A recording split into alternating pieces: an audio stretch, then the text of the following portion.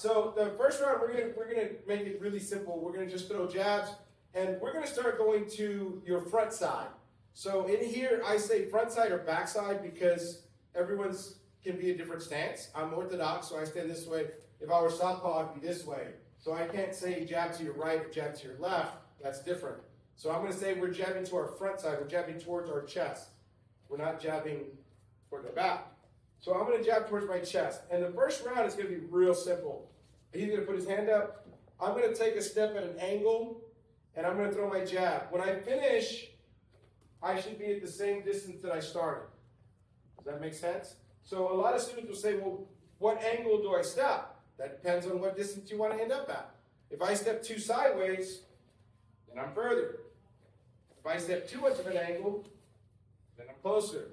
So I want you to use this round to figure out what's your step to stay at jab distance. I step here, I'm at the same distance, right? I'm at jab distance. So when I stepped, I took an angle, and now I'm at the same distance for my jab. Because we're gonna throw from here, and then it's gonna get more and more advanced. We're gonna start throwing kicks from there. We're gonna go right into kicks from there. We're gonna do all different kinds of things, okay? So you're simply just going to step and be here. And then check yourself. We stepped front side on the jab, and I ended up at a decent angle. Now, how much angle do you end up at? That depends on how much step you take. If I want an actual angle, then I want to take a decent step. So see my angle about 40 degrees, 45 degrees? It's a decent angle. If I take a tiny step and I cut an angle, it's not really much of an angle. You know what I mean? I've done this before, but typically for this, I mean, it's going to be like another quick jab or something like that. All I'm trying to do is make him move or make him react in a certain way. I want you guys to get a decent angle on this step. So after this decent angle, I'm going to show you how to throw straight.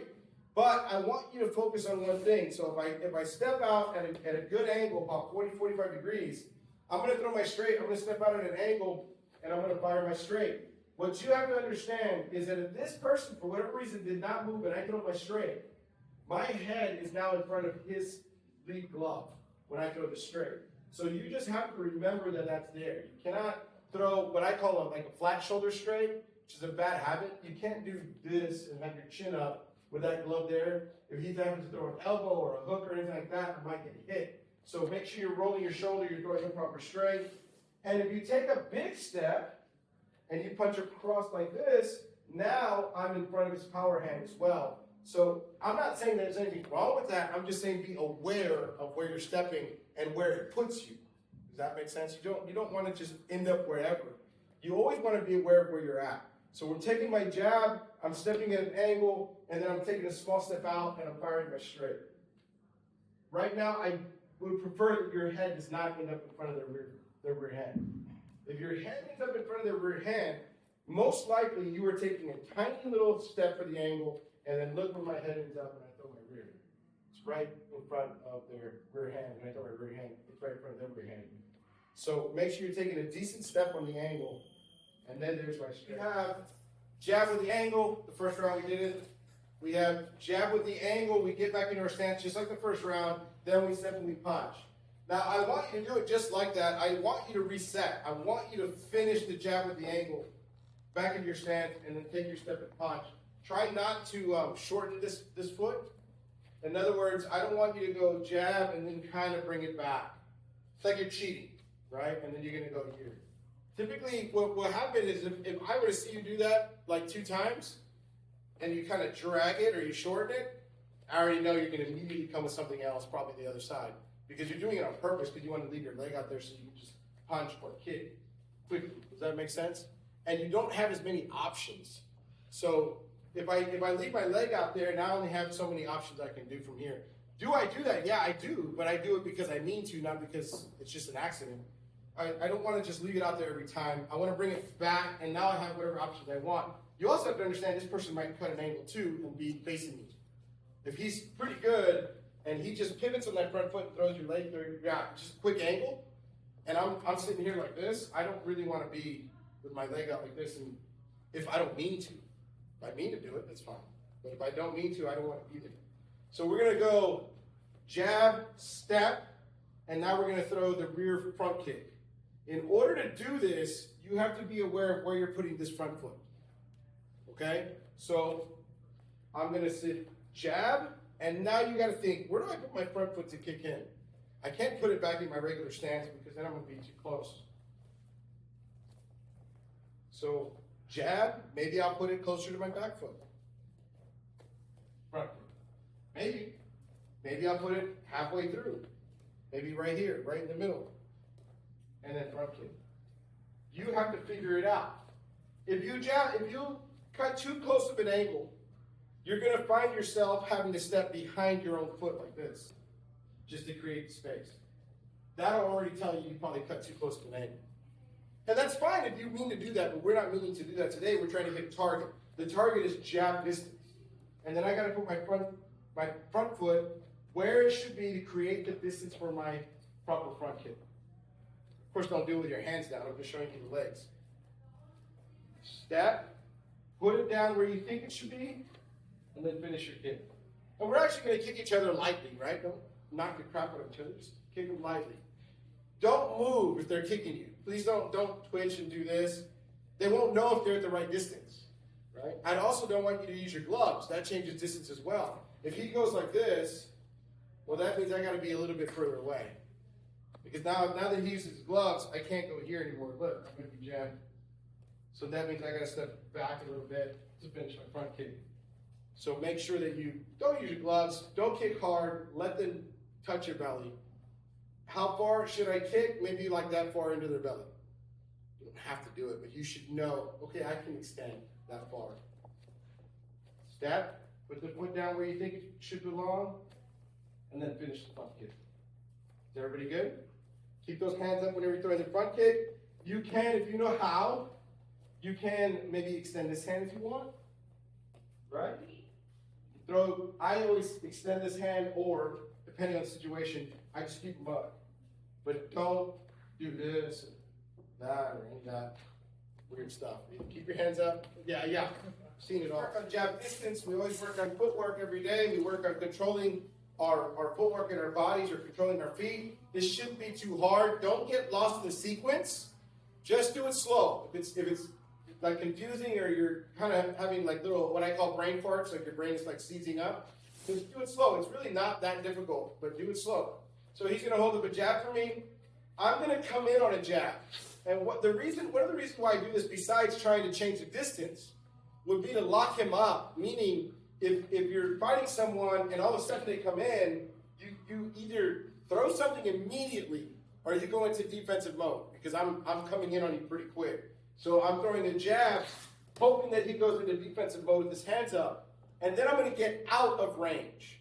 So now from here, I'm going to throw a jab and then cut that angle that we threw. Does that make sense? Now this is going to become something really fun in a second, but for one round, I want you to step in, throw something, and then throw the jab to get out. Take your time and do it slow, because the steps matter, and where you end up for distance matters as well.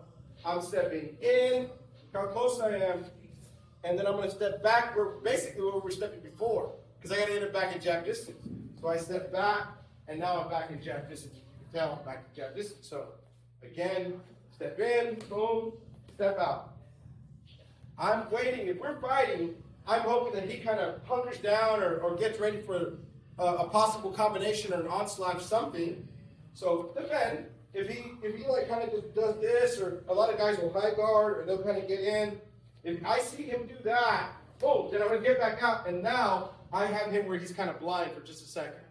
Does that make sense? He's sitting down, and he can't really move as much.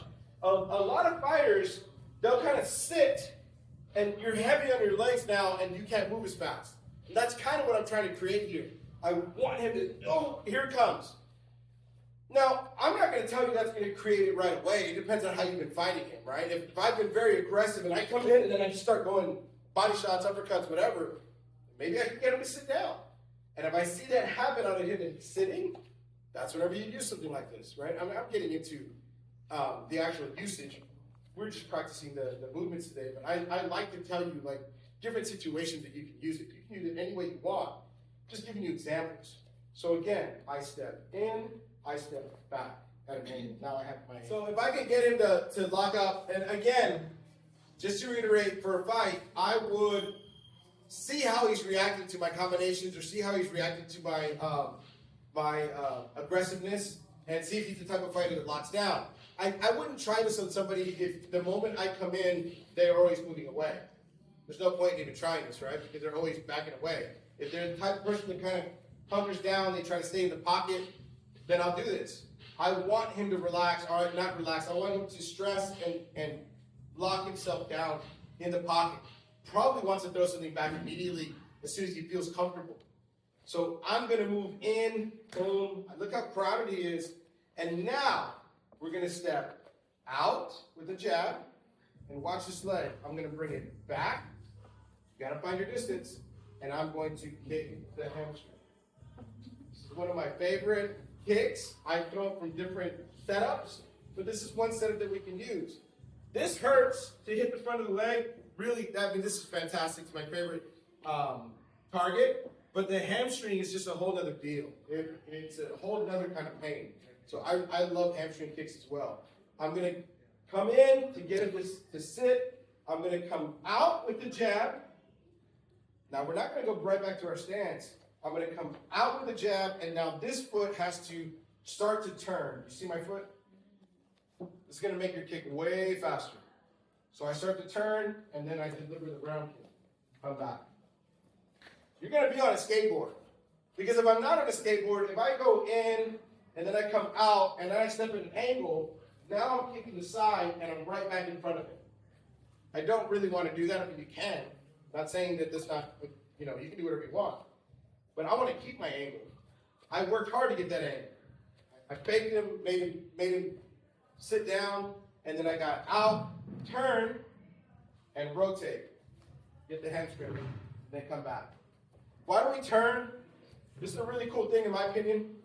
Boom. If I go like this, and I put my foot down here, now I have to rotate everything. All right, it's going to take longer. I'm going to feel more off balance because I have to spin, like literally spin my leg, spin my hips, everything has to spin. It feels so much better to step and turn. I don't care about this. My hips are going to turn anyway. My toes are already pointed where they need to go, and I turn. I'm committing to it. It's a fast move, so I'm going to commit. It's in, out, boom, finish. In, out, all these rules they do. And typically, whenever I train like fighters that have fought somewhere else or they fought whatever, and I start teaching them like this, a lot of times they're kind of looking at me and kind of rolling their eyes like, dude, this is ridiculous. Like, there's not this many rules to fighting. At a high level, you got to be specific. You better be exactly where you want to be when you want to be there. There's no rolling the dice, and I just throw and I end up wherever I end up, and then I kick from there. And this is like goofy. I've never played a sport where it was anything like that. You have to be in control of your feet. You have to go where you want to go, right? I mean, it just makes sense. You have to be accurate, because if you don't, there's going to be consequences. And one of the consequences are, let's say I don't take a big enough angle. I just step like this. And then I put my foot here, and then I throw the kick. Look where my head is up. I can get punched. What am I doing when I throw a leg kick to keep his hands busy? Nothing. He could punch me, right? I don't want to be in front of him throwing on a line like this. Right? I don't want to be anywhere near him. So I'm trying to cut the angle and get off from in front of his own hands. I'm trying to make him sit down by being aggressive on my strike. And again, the setup might be, I go and just get it and go hard on it to set him up. And then 30 seconds later, or whatever I want, I'll make the same movement and be just as aggressive to make him sit. I know he's going to do what he did last time. I hope he does. I mean, he may not. Then I get in, aggressive, and then I step. Good angle here. Now, this foot's going to go right on that line between my foot and his back foot. Why? Because if I put it in front of his foot, and I throw the kick, now I'm right back in front of him. And what's the point of getting that angle? I want to use that angle. So I come in, I step, that's my new angle. I put this foot in between both of our feet, and that's going to ensure that, look where my head ends up, way over here. I'm looking down his ear almost, not looking down his eyes or his chin. Does that make sense? So I want to create that angle, and I want to create it with this and keep it with this. There's no need to cross. You don't have to cross. Although I will teach you that in advanced class one day. It's a different thing. I rarely do it, but I do it sometimes. Bang, step back, put that foot in between. Now, check this out. I'm sure y'all might be thinking this. Y'all might be saying, this is so weird. Why in a fight would I step and turn my foot like this and then throw the kick? It's not going to be like that. It's all going to happen at one time. My hips are going to roll right into the kick. I'm stepping, I put my foot back, and watch. I turn, I start to roll my hips, and there's the kick. I jumped on purpose to exaggerate the movement, right? But that's it. It's not here, here, here. Oh gosh, that's really weird. We're just practicing it like that. Relax. Step, hit your angle. That's it. As soon as I stepped out, I already turned my foot. Boom, boom, turn, and kick. Finish it. Right? I'm not kicking properly, by the way. I'm just kind of standing upright, just throwing the kick. I'm showing you the feet. If I do this kick properly, I throw it almost kind of like an inside leg kick. Boom, watch. I'm going to sit down. I go. I sit. And then I can turn. Does everybody understand that? So we have that now. So let's use that against him a little bit. So we're going to go in, make him sit down, come out, and we come back with the straight. You can use what we just did with the low kick to set him up for that. Maybe you do that and you land that low kick. Maybe you try it again. Show him what you're doing. See what he does. Maybe you get him with the straight. Does that make sense? If it's there, it's there. So again, I'm coming boom, I'm coming out, and then I'm stepping and throwing my straight. Get in quick. From here, in an advanced setting, some of my fighters have learned this already. Stand over here. There you go.